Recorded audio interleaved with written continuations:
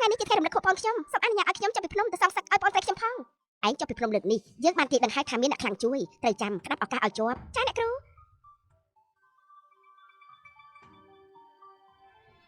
មួយឆ្នាំហើយបងស្រីឯងរៀបការចូលគ្រួសារវាងរងទុកដល់ស្លាប់ថ្ងៃនេះបងសងសឹកឲ្យឯង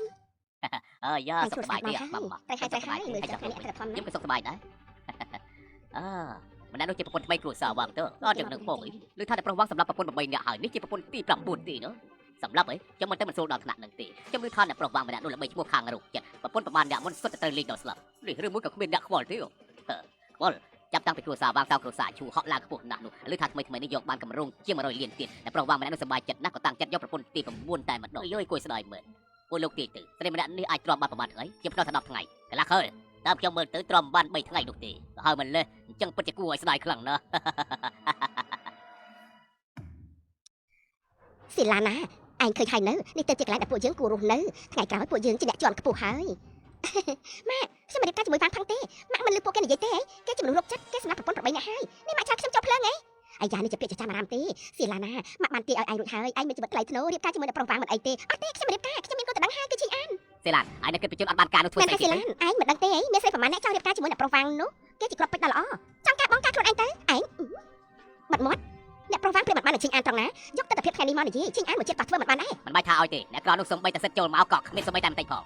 ឲ្យខ្ញុំចូលទៅឲ្យខ្ញុំចូលទៅខ្ញុំជីអាន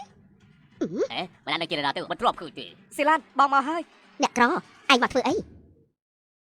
ស៊ីឡានបងមិនឲ្យរៀបការជាមួយអ្នកផ្សេងទេ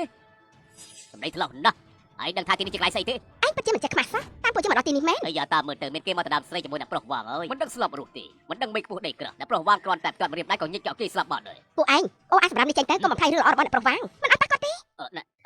ស៊ីឡានឯងកុំឈួតម៉ាក់ក្រៃម៉ាក់និយាយឲ្យតាទុកពេលខ្ញុំ3ថ្ងៃរកលុយមិនក៏ម៉ាក់ប្រែកន្លងចឹង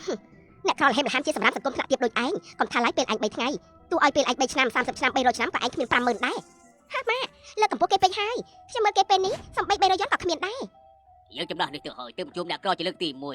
ម៉ាក់លុយខ្ញុំប្រមូលគ្រប់ហើយសម្អាងលើឯងបើយកលុយ500,000ចេញមកបានឆៅឆឹងលៀកយើងឲ្យក្បាលសុំទោសឯងភ្លាមណាណាថាខ្ញុំយកមកមិនបាន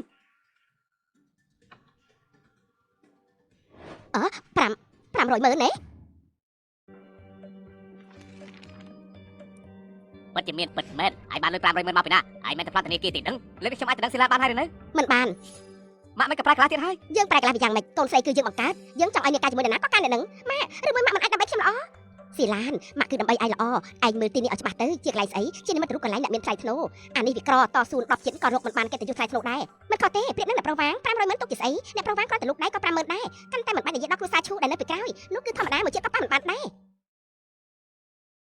ខ្ញុំមិនខ្វល់ទេថ្ងៃនេះខ្ញុំត្រូវតែនាំស៊ីឡានទៅចាំមើលនរណាហ៊ានរីរ៉ាខ្ញុំសំដីថ្លោះណាស់យកអ្នកប្រុសវាងចេញមកហើយទៅមើលណាអូអ្នកប្រុសវាងសង្ហាដល់ហើយមកហើយគាត់មកហើយកំពុងអ្នកមានគាត់មកហើយអ្នកប្រុសវាងអាយ៉ាអ្នកប្រុសវាងអ្នកប្រុសមកហើយបើលោកមិនមកទៀតអ្នកស្រីម្នាក់នេះនាំស៊ីឡានទៅមិនខានទេអើលិត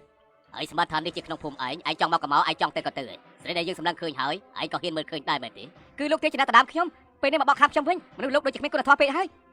ឯងនិយាយស្អីសុភាពអារម្មណ៍មិនខំគេធ្វើរឿងពិបាកទេមកពេញបំណងអ្នកផ្សេងជាគុណធម៌ដ៏ស្រស់ស្អាតរបស់ជនជាតិចិនឯងចង់ស្លាប់ហើយឯងនិយាយពីតំណែងយើងជាអ្នកដឹកនាំគ្រួសារវាងសិគ្រប់តម្លៃរាប់ពាន់លាននិយាយពីសមត្ថភាពញិចសម្រាប់ឯងដូចជាស្រមោចយ៉ាងចឹងអ្នកប្រុសវាងកុំនិយាយអត់បានការជាមួយគេបោះគេម្នាក់នេះចេញទៅក្រៅទៅជីអានយើងដាស់តឿនឯងយកល្អឆាប់ចេញទៅថ្ងៃនេះអ្នកមកទីនេះសុទ្ធតែជាអ្នកមានមុខមានមាត់មិនមែនដូចឯងទេគ្រួសារជួមកដល់ហើយ